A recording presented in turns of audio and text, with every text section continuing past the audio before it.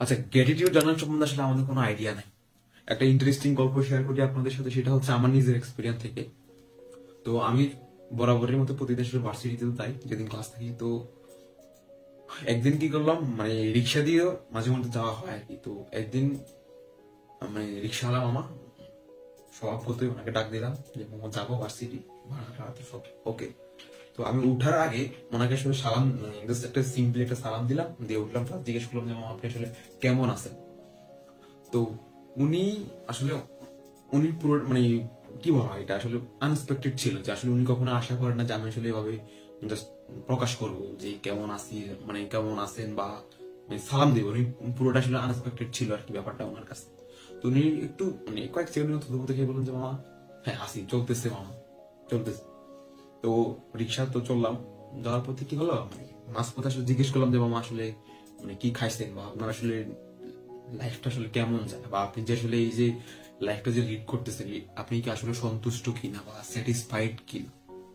তো উনি বললেন যে হ্যাঁ মামা স্যাটিসফাইড, কোনো সমস্যা নেই, আল্লাহ তো চালাচ্ছে, চলতেছি। তো বিষয় কিন্তু আসলে ওইটা না। উনি জাস্ট বললেন যে আসলে এইভাবে আসলে কখনো কেউ বলে নাই যে কেমন আছি বা কেমন চলতেছে। উনি প্রতিদিনকার ন্যায় যাত্রী উঠান, যাত্রী নামান, গন্তব্যে পৌঁছাই দেন। তো সবকিছু ইন জেনারেল চলে। বাট হঠাৎ আমি যখন আসলে ওনাকে জিজ্ঞেস করলাম যে মামা আসলে কেমন আছেন বা সালাম দিয়ে জিজ্ঞেস করলাম, তখন তিনি আসলে ব্যাপারটাকে পুরোটা আনএক্সপেক্টেড ছিল, মানে তিনি প্রত্যাশাই করেন নাই যে আসলে এটা হবে। তো শুধুমাত্র রিক্সাওয়ালা মামা না, আমার আরো একটা এক্সপিরিয়েন্স হয়েছিল বাসার দারোয়ানের সাথে। ওই মানে দারোয়ানের সাথে আর কি, যিনি ছিলেন চাচা বলতাম। তো ওনার সাথে আসলে সেম কাহিনী, যখন সালাম দিলাম একদম সিম্পলি, তো তিনি আসলে উত্তর নিলেন এবং তিনিও নিজে আসলে মানে থতমত খেয়ে গেলেন যে আসলে ব্যাপারটা আসলে কি। কেউ তো কখনো সালাম দিয়ে জিজ্ঞেস করে না যে চাচা আপনি কেমন আছেন, মানে কি হালচাল, কি চলতেছে।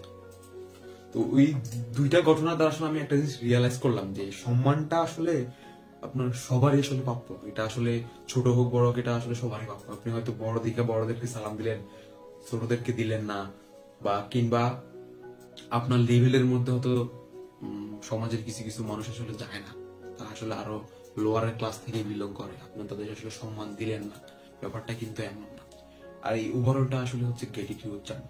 অর্থাৎ আপনি যদি এই মানুষগুলোর সম্মান দেন, তারা হয়তো মনে হবে যে তারা আসলে কলিজা কাইটা দিবে আপনার জন্য। বিষয়টা এমন একটা ভাব তৈরি হবে।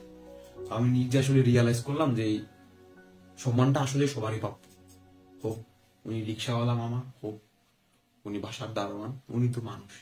তো ওনাদের আসলে যে ভঙ্গিমাটা আসলে ছিল, এটা পুরোটা আসলে সত্যি কথা টু বি অনেস্ট আনএক্সপেক্টেড ছিল আর কি। তো এইটুকু আসলে just বললাম যে সম্মানটা আলটিমেটলি আসলে সবারই প্রাপ্য। এটা ছোট হোক বড় হোক, সবাই কিন্তু আসলে এটা ডিজার্ভ করে আর কি।